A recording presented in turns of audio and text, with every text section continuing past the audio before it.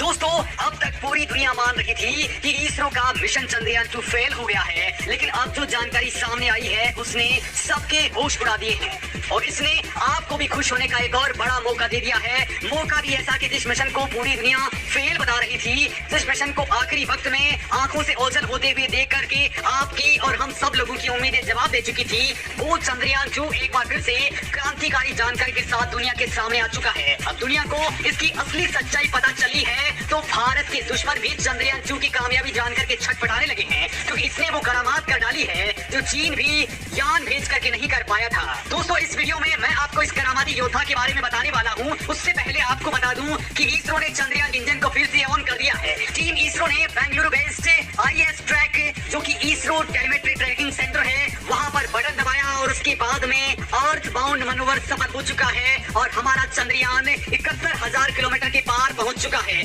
दोस्तों, इसी दौरान कुछ ऐसा हुआ है कि वैज्ञानिक खुशी के मारे उछल पड़े हैं। दरअसल दोस्तों, हमारा चंद्रयान 2 एक बार फिर से चंद्रमा के ऊपर जिंदा हो चुका है। दोस्तों, चंद्रयान 2 के 8 उपकरणों ने ऐसी जानकारी दी है कि नासा भी इसे सुन करके ही दंग हो चुका है, वो सन्न पड़ गया है। तो यूरोपीय स्पेस एजेंसियां भी हैरान रह गई है, क्योंकि दोस्तों चंद्रयान 3 के उतरने से ठीक पहले चंद्रयान 2 के ऑर्बिटर ने कुछ ऐसी इंफॉर्मेशन दी है कि आप ही नहीं बल्कि 140 करोड़ भारतीय बाग होने वाले हैं। दरअसल दोस्तों, ये चांद की सतह की हाई रेजोल्यूशन तस्वीरें खींच करके धरती की सतह का नक्शा बना चुका है। ये सतह पर चट्टान और गड्ढों की पहचान कर चुका है, जिससे चंद्रयान 3 को उतरने की सही और एग्जैक्ट लोकेशन का पता चल चुका है।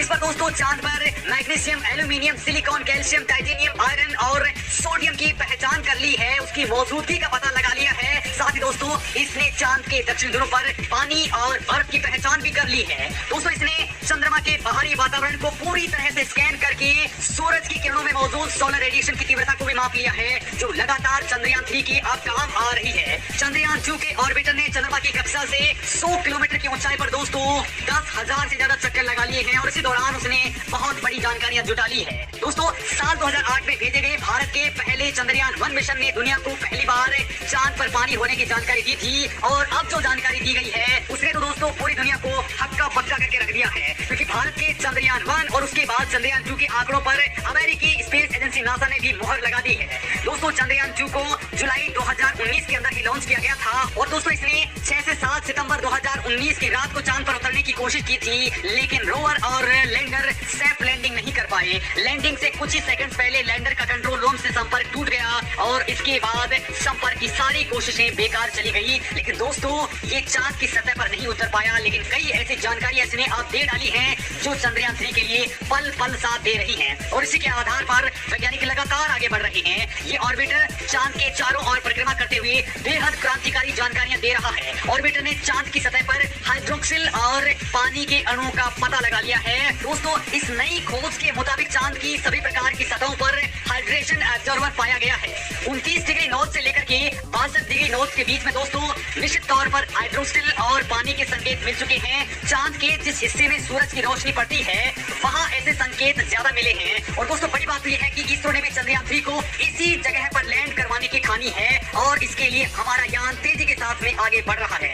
दोस्तों, इसी के आधार पर वैज्ञानिक मान रहे हैं कि चंद्रयान 3 बहुत बड़ी खोज करने वाला है, क्योंकि दोस्तों हाइड्रोक्सिल ऑक्सीजन और हाइड्रोजन परमाणु से मिलकर के बनने वाले पानी का वो हिस्सा होता है जो हाइड्रोजन के साथ जुड़कर पानी का एक अणु बनाता है। दोस्तों, पानी बनाने के लिए हाइड्रोक्सिल ही उत्तरदायी होता है। चंद्रयान 2 मिशन से मिले ये आंकड़े दुनिया भर में भारतीय स्पेस एजेंसी इसरो के मिशन का डंका बजा रहे हैं। भले ही दोस्तों हमारा चंद्रयान 2 चंद्रमा की सतह पर हार्ड लैंडिंग कर चुका हो, लेकिन चंद्रयान 2 के बाकी के बचे हुए हिस्से 100% काम कर रहे हैं और दोस्तों जब से ये जागा है और इसने अपना टास्क पूरा किया है, वो टास्क चीन भी अपना रोवर भेज करके भी नहीं कर पाया है। दोस्तों, चंद्रयान 2 की कामयाबी भारतीय वैज्ञानिकों की उम्मीद से कहीं ज्यादा है, क्योंकि चंद्रयान 2 पर लगे इमेजिंग और वैज्ञानिक उपकरण इस वक्त इसरो को लगातार डेटा मुहैया करवा रहे हैं और दोस्तों इसी के आधार पर हमारे वैज्ञानिक लगातार आगे बढ़ रहे हैं। दोस्तों, भारत को लेकर के अब कहा जा रहा है कि भारत इस बार 100% सफलता गेन कर लेगा, वो भी उस जगह पर जहां पर जाने में अमेरिका और रूस छोड़िए चीन और बाकी तमाम स्पेस एजेंसियां भी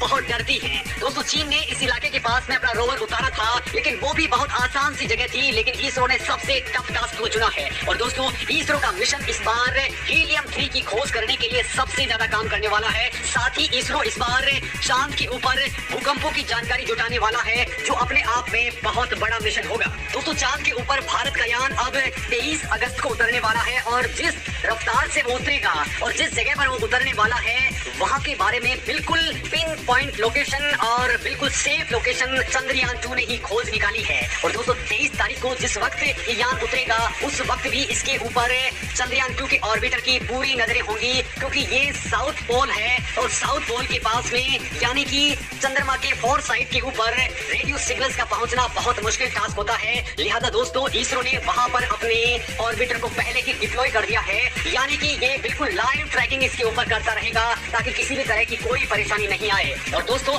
जिस तरीके से इसरो ने प्लानिंग की है उसको देखते हुए दुनिया की तमाम स्पेस एजेंसियां अब इसरो के साथ में हाथ मिलाने को बेकरार हो चुकी हैं। बाकायदा ईएसए यानी यूरोपियन स्पेस एजेंसी तो इसरो से हाथ मिलाने के लिए लगातार आगे बढ़ चुकी है। तो भारत अगला मिशन में जापान के साथ मिलकर के करने वाला है जो चंद्रयान 4 होने वाला है। दोस्तों इस मिशन को लेकर के भी बहुत बड़ी उम्मीदें जताई जा रही हैं और ये ऐसा मिशन होगा जो वापसी करेगा, यानी चांद तक पहुंच करके ये यान वहां से नमूने जुटा करके वापस धरती पर लौट सकता है और इसके लिए इसरो आगे बढ़ चुका है। दोस्तों इस मामले में आपका क्या कुछ कहना है कमेंट करके जरूर बताएं।